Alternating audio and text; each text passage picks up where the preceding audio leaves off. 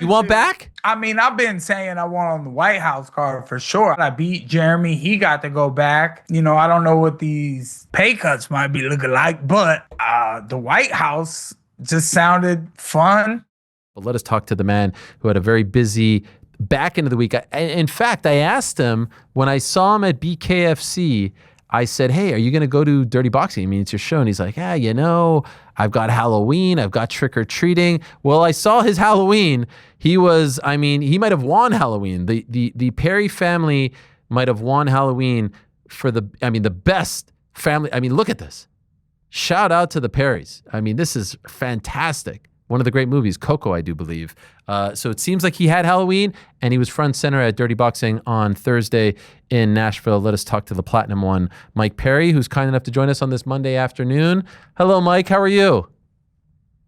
Good, sir. Thank you. I love the family shout out for our Halloween costumes. We try to do it good every year. That was phenomenal, man. Holy crap. Was that your doing, man, or was that your wife's doing? It's always a team effort. That's right. That's right. I didn't see your Halloween costumes, I don't think. I didn't do Halloween this year, but I did post one from 2005 when I really stole Halloween. Did you see that one? I was Ali G. Oh, okay. But that was 20 years ago, so I can't really take much credit. I've gone to the age, Mike, where my kids are going out with their friends alone, so we're not really doing the family thing. It's tough. It's tough around here. Wow, I totally get that. Did you pass candy out and see other kids in costumes? Yes, and that gave me great joy. That did give me great joy, so I was happy to do that. I was holding down the fort at home, but you got to do it. So you were in Nashville and then you came home. Yeah, right away, and we were thinking about that development in our Halloweens in the future, that we'll be sitting out front. We saw some families passing out the candy. They get to see all the costumes, so that would be... that's cool. We're thinking about a lot of development over here. I'm making all this money. I got to find the right ways to spend it. Oh, okay. Okay. So let's get into it. First off, first time I see you since New Jersey, which was about a month ago. You've healed up spectacularly well. In fact, your wife told us that you heal like a Wolverine. How long from those shots that we saw in Newark, like the shots of you, after the fight, how long did it take for you to get back to this? Like 3 or 4 days maybe, but the healing process wasn't too bad, but like my back got a little tight, and it was really just like lay down and relax and enjoy the fruits of my labor per se, and now I'm like craving working out and getting back in shape and healthy. Like my wife's so great. She loves a schedule, and gets up in the morning, gets my son to school, and goes and does her Pilates. And we've done a lot of morning workouts together, but I've only worked out like maybe once or twice since the fight. Got to get on it.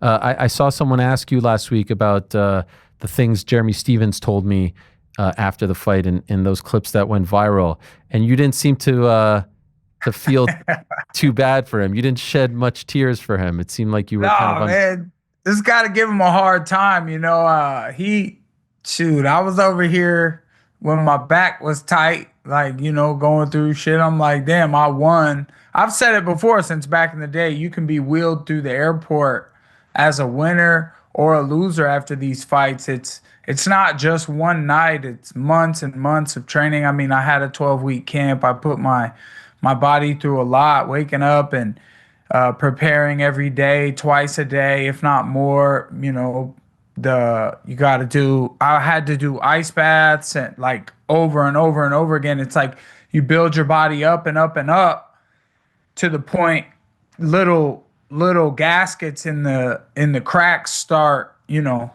breaking and seeping or tearing, and then you got to do new things to take care of them. You go to the store and buy a new joint cream and some Bengay or some Icy Hot, and there's other things you got to do. There's so many things to do. I don't remember or how to like find all the emails with all the information on there. Sometimes you just forget things, and it's like I've tried to remember, but it just seems like there's always more.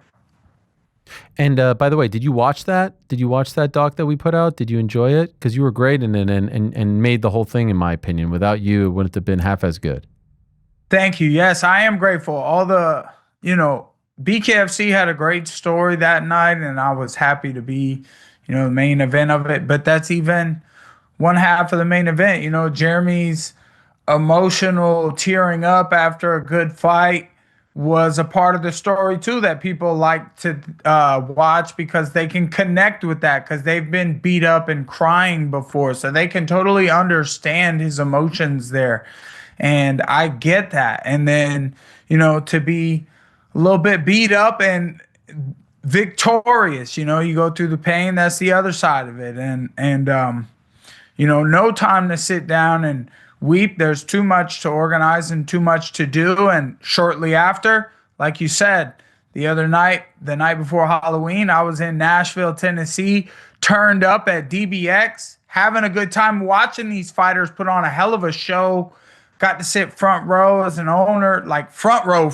It's like more than just front row. You can't buy that seat. I'm sitting on the commissioner's table and dealing with partners and investors and things like that. And I just get to see these fighters put on a show, man. They come out the ring. I got to say, great job. Thanks for performing for us for a couple of those fighters. It's had a great time. Got to put on a little Halloween costume before Halloween. I look good as a cowboy, man. So, it was a good time out there. Brian Battle in the co-main event. I'm also my team at Overdogs Podcast put it in my notes. I had to ask Brian Battle how he felt about fighting me. And, he goes out there and performs, and he's always been great in his talks and, his microphone. He had a great speech after. Yep. And I'm like, this is the type of danger I live for. I'm like, man, we got to make some noise so that they could pay me to step in there and face the very dangerous butcher, Brian Battle, in the dirty boxing rule set. Sounds exciting. I'm going to ask you about all of that in a moment. Just one last thing on BKFC for now. Do you have any take on this Frankie Edgar story? It seemed like it wasn't exactly 100% kosher what happened there. Do you have any sort of take on that? I do a little bit. I mean, that's the fight game. That's the way life goes sometimes. You can't blame specifics or be a hater of how things go. We all wanted to see Frankie Edgar perform. We all know what he's capable of with boxing on the feet. And if he had trained and prepared so hard for the bare knuckle differences, and then it makes you wonder because he would have been facing Jimmy, and Jimmy goes out and performs like a star that night in his town. And it makes you think, was he prepared to do that no matter who was standing across from him? But, from what I gathered, many medical professionals had put their foot in and down on Frankie Edgar competing again, especially in the brutal bare knuckle fighting. So there were letters sent to the owners and presidents of BKFC, and they were told to not let Frankie fight or they would have legal action taken against them. And I think that's just, it's tough for a lot of businesses, but it's a hard truth. Okay, so what I had heard was that they thought that they were going to sell more tickets. They didn't meet that number. They offered him X amount to just withdraw. He didn't like that amount. They offered him another amount, and then he just said, all right, I'll take it, and that's that. And he's unhappy with how they framed it since. You didn't hear any of that? Oh, I didn't hear that, but if he got paid, it just... Nah, he got paid a fraction. He got paid a fraction. That makes me feel terrible now. Yeah, he got paid a fraction of what he was supposed to fight. He's supposed to get paid to fight 3 days later. Like this was fight week. The crowd wasn't a great crowd. I think it was a mistake to go up against the UFC, to be honest. On the Is same... that the only thing? Or some people don't have the repulse for bare knuckle fighting. I mean, it was a very ferocious, vicious fight. It was a great fight. All the fights. Yeah, it was a great card. I mean, but I thought it was... I saw the crowd when Jeremy fought Eddie. Eddie was a local draw, and it was jam-packed. And so I think that they were banking on him selling a lot of tickets as a Jersey guy. They didn't meet that number. I don't know if they could afford it, to be honest. And so they pulled him. He was unhappy about that. And I think what pissed him off is that they framed it as medical when everyone that I spoke to said he was cleared, and that hurts him down the road. If people are thinking that you're damaged goods, now you can't get other jobs, other assignments, other fights, whatever he wants to do. And so I was just wondering if you had seen anything like that at BKFC where you felt like, I didn't hear that. This is the first I hear that they didn't have, the drop that they wanted, because the arena looked pretty packed that night. And I heard the other story about medicals writing letters to Feldman. But now who knows? I mean, I wish that I was a bigger star as the main event and could have sold the building out. How did Connor do it? Connor sold out freaking. I mean, he was there promoting for us, and it was great. He definitely had his parts that helped boost the show, but, he sells out freaking face-off weigh-ins, and those aren't even being sold, but people just pull up, and there's thousands of them. No, I mean, and who knows? I think going up against the UFC was a tough one, but anyway, just wanted your thoughts on that. Dirty boxing is gaining some steam here. Now that you've had, I guess technically this was Dirty Boxing 3, but there was there was that pilot, right? So is this like 3.5? No, it was DBX 4. 4. We've had 5. 5, right? Okay, so so Right. officially it's 4, but you had that sort of pilot. The look and feel of it is great. Would love to check it out one of these days. How do you feel with 4 to 5 now under your belt? How do you feel about the state of the promotion? I remember when you announced it, the weekend you fought Jake and all that stuff. Is it where you want it to be? Is there a lot more to go? You want a TV deal, I would suppose. Give us like the state of the promotion type of address. Yeah, I think the show is one of a kind. I think it was very special. I thought we had a lot of people that showed their spark and their star, and the fighters definitely do their part, in my opinion. That's one reason we made the company, was through a fighter's outlook and standpoint.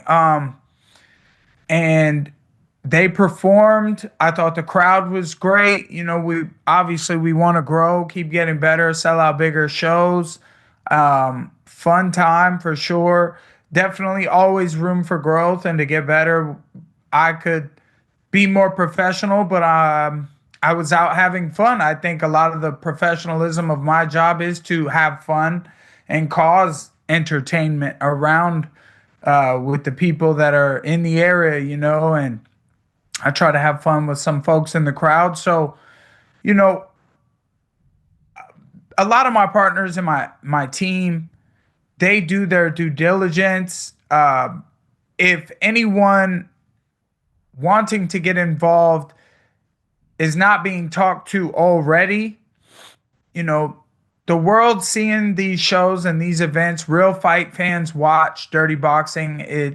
It's growing rapidly, so I'm happy for that. I don't know what those numbers are that we'll need for, to do more than we've done. We just do it again, and we do another great show and keep proving that, we can put these great events on and give people a great time, a nice show to come to in a poppin' city.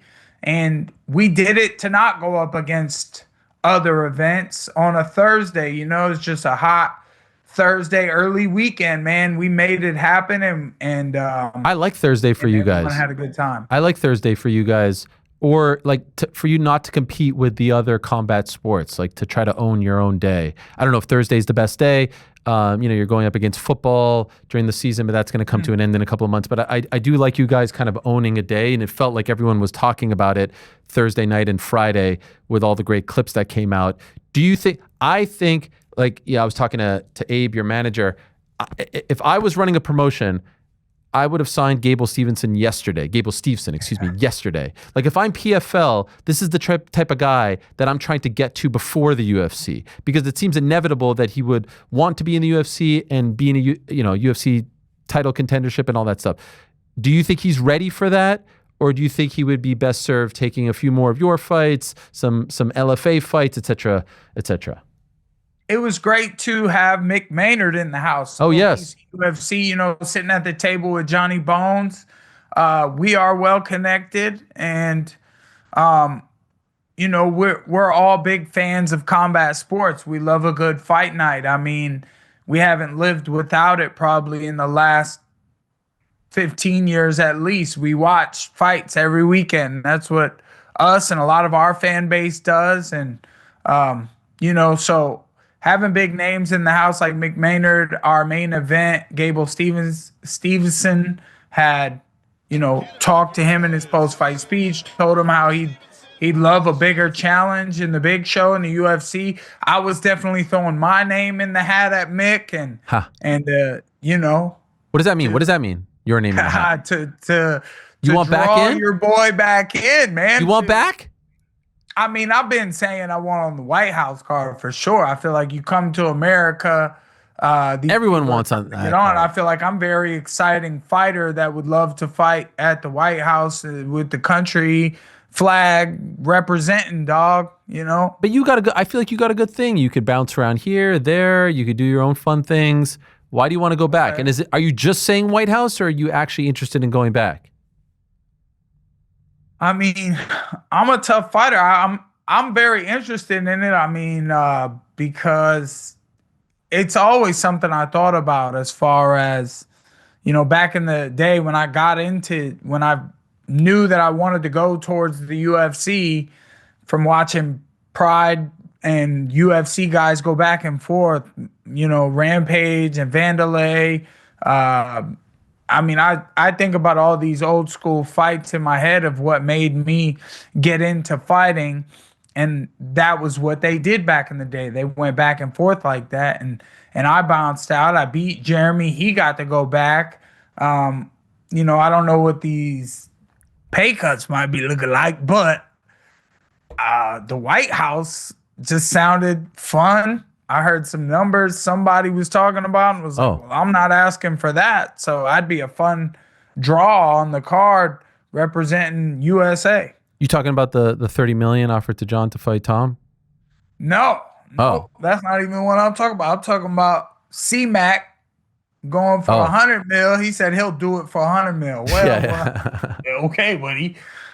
Shit, I'll do it for less than half of that. I know, I hear you. By the way, what do you enjoy doing more?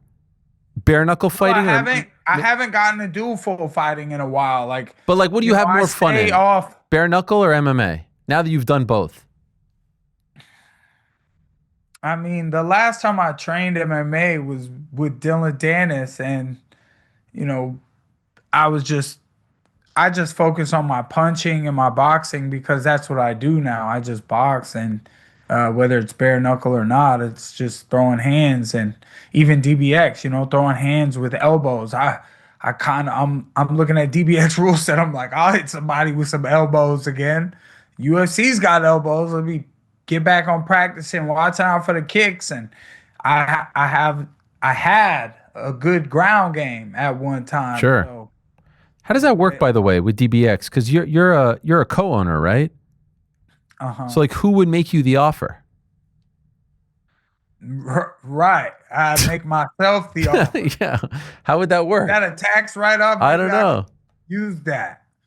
I'm sure it's a tax write-off. Would it be John? Who's calling you up and saying, we want you to fight this guy? I know the Cowa brothers are involved, right? Yeah, yeah. And Primo, the cousin. We need some investors to get involved so that I can fight for us. Are you guys all doing this out of pocket right now? Is there no other entity involved from an investment standpoint?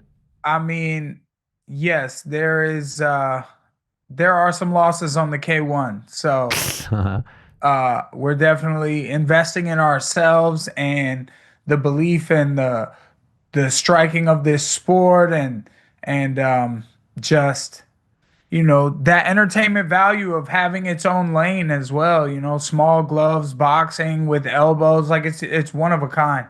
Oh yeah. So when we spoke to you in the locker room right after the fight, it seemed like Nate Diaz was on your mind. You kind of cut a promo on him. Where does that stand? That's still out there. I've heard that, they're chasing me down after the fight, and I ain't gonna lie, I've been relaxing and chilling. Who's they, by the way? Who's chasing you down? Uh, that that side of me versus them is like they're saying that we're talking about it. So, we're trying to get the right time, but I needed some time to rest. I definitely needed some time to rest. I had some, when your back was out, your back was out. So now I need to lift some weights. I need to find more time to get these things done because, like, I got to make lots of calls. I got lots of meetings I got to take.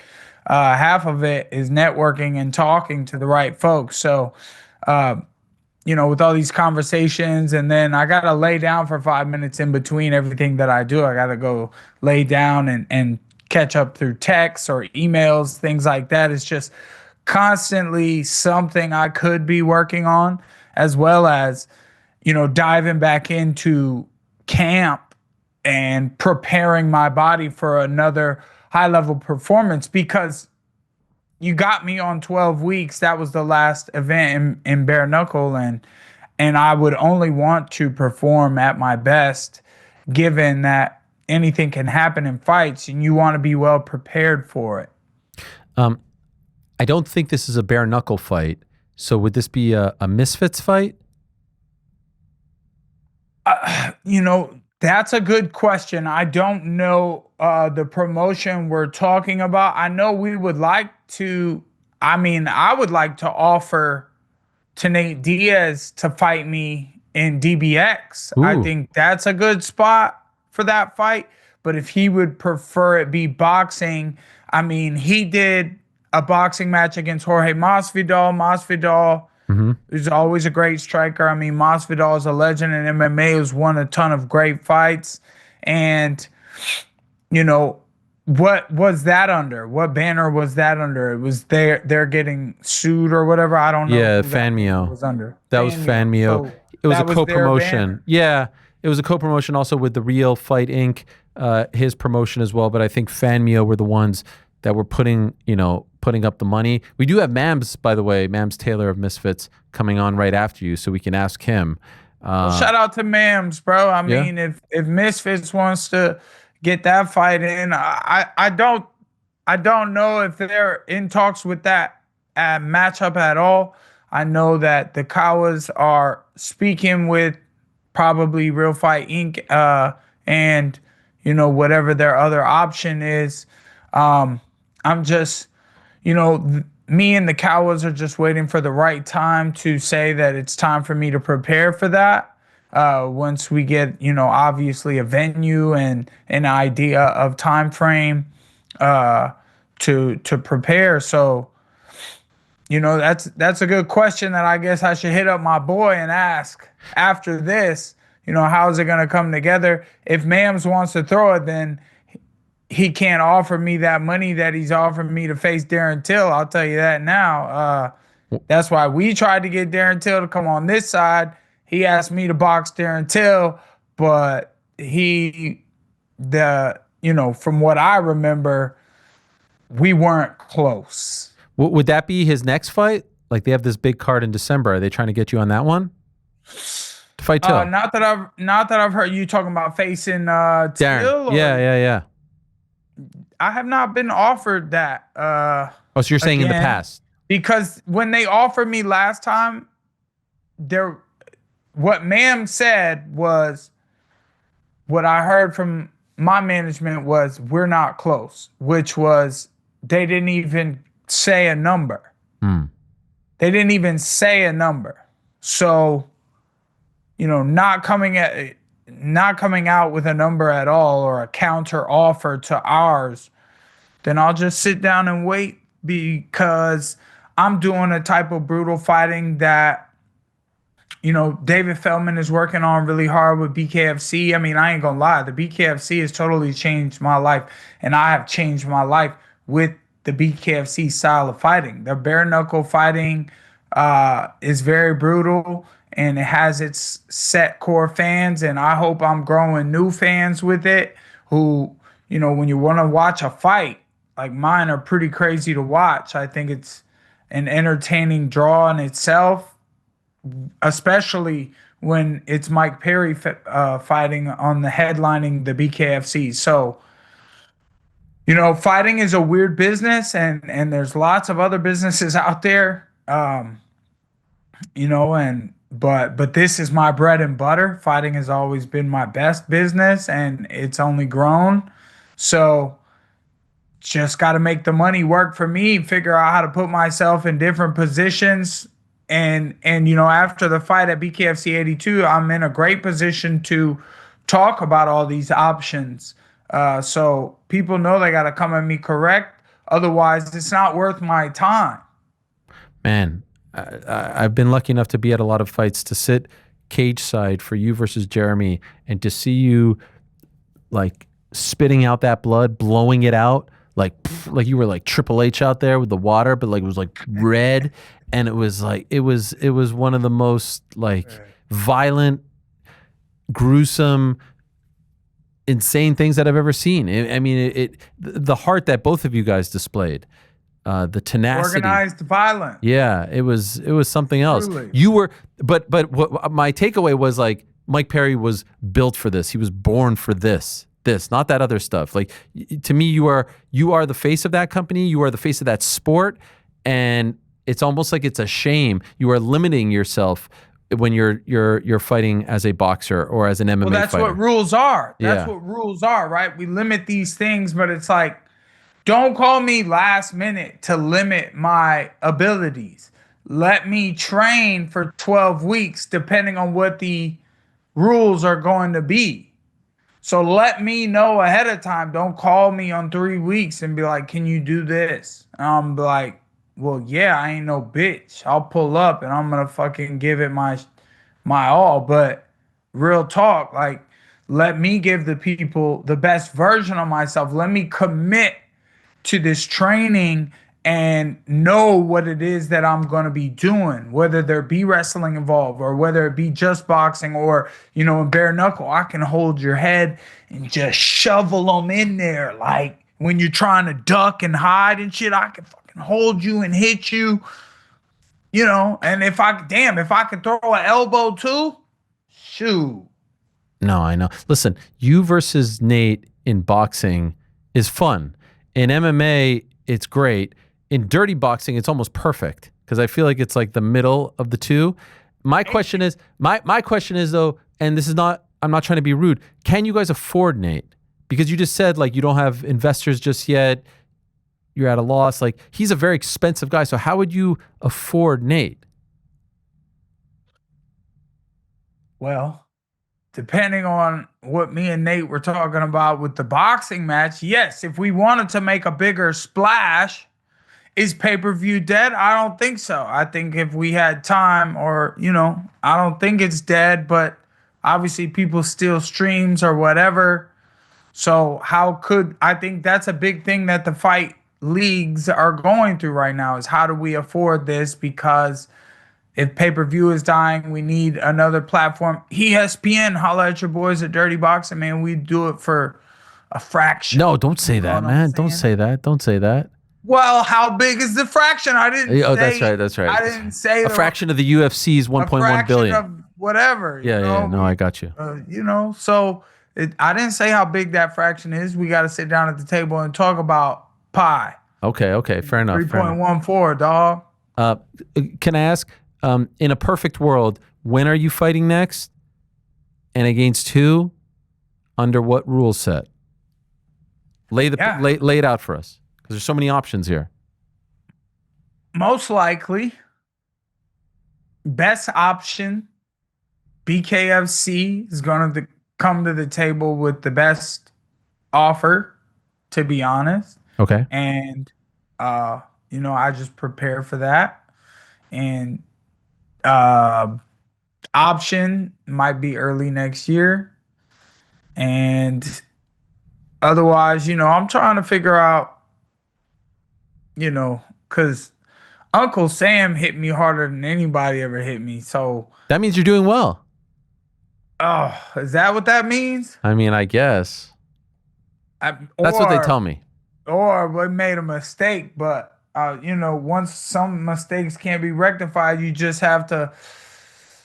It seems like I'm getting put in this position of where I'm gonna be grinding until it's time for me to lay down for good. Like I'm gonna be grinding until I'm 80 if I keep this shit up. So, I got to figure out how to put things in order. That's on me. Right now I feel I'm in a position I don't necessarily have to do something, but I do like to go out and get more money while I'm in that position. But also it has to make sense, and everyone on my side has to be prepared for when it does happen. Everything's got to move accordingly in the right places so that it's not just a waste of my efforts, because my efforts are fucking backbreaking. It's true. I get it. No, I saw it firsthand. By the way, it's like the late great Nipsey Hussle once said, all my life, grinding all my life.